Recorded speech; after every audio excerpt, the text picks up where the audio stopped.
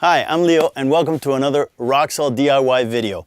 Today I want to talk about how to build a media room or a theater room. Now you can get some great speakers, you can get great amplifiers, but do you really want to wake up the entire neighborhood or everybody else in your house? No, what you want to do is contain the noise that you're making in the room that you're using it in.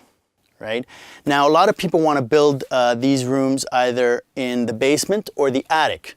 And the importance of this video really is to show you how to do this using some common building materials and of course Roxall Safe and Sound acoustic insulation. In a typical retrofit, Roxall plays a very important role in preventing your sound going from your home theater room to the rest of the house. Now the materials that we're going to use for this is going to be drywall screws, wood screws, insulated pot lights, outdoor grade electrical boxes, resilient channel, and a heavy duty or solid core door.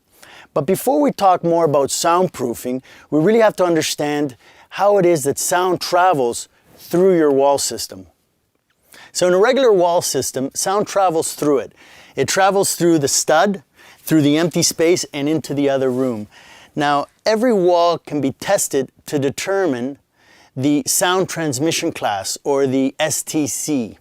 Now, the higher the STC, the better the sound dampening. However, this doesn't catch the low frequencies or your bass. And this is where Roxall Safe and Sound can really help by adding density to your wall. By installing Roxall Safe and Sound, doubling up on your wall, on your drywall, this is where you can take care of both the high frequencies and the low frequencies. So there's two types of noises that we want to talk about. There's airborne noise and there's impact noise. Airborne noise is the noise that comes through voices, through music, all the noise that travels through the air. Now, Roxall insulation is really the most effective way to deal with these types of noises because of its density. It's more dense than other products in the market, other insulations on the market. It's made from recycled steel and natural stone, and it has been specifically designed for soundproofing, and it's fire resistant. When installing Roxall insulation, make sure to see if you have any obstructions. Obstructions are things like electrical wires, electrical boxes, or plumbing pipes. If you have any obstructions, simply cut them out with a serrated knife or a bread knife. To install Roxall, you simply insert, compress,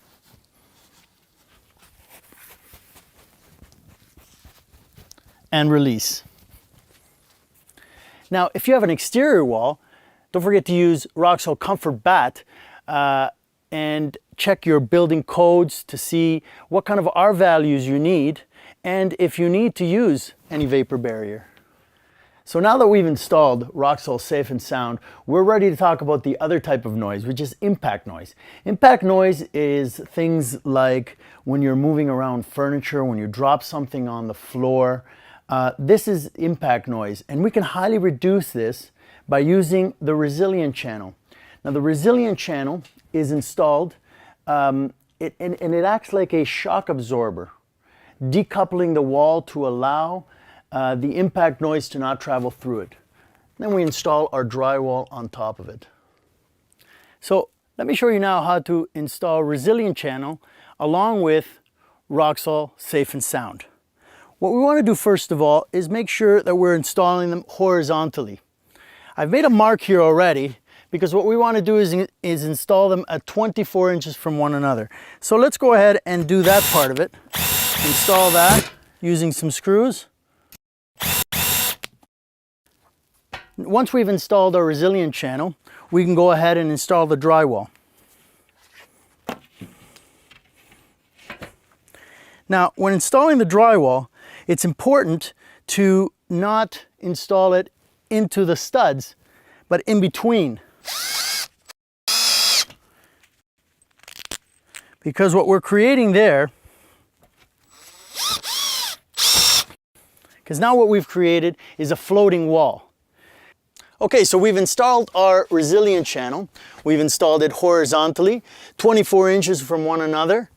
And we've installed our first layer of drywall, also horizontally. And we've made sure that we've screwed not where the stud is, but into the resilient channel between the studs. Now what we're going to do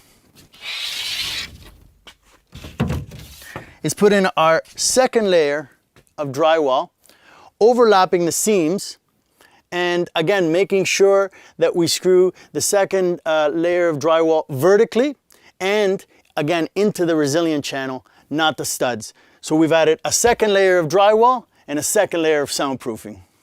Okay, so we've taken care of the heavier portion of this soundproofing. We have the Roxol Safe and Sound inside the walls. We have our resilient channel, our 2 layers of drywall, but let's not forget some of the finer points. Things like acoustic sealant.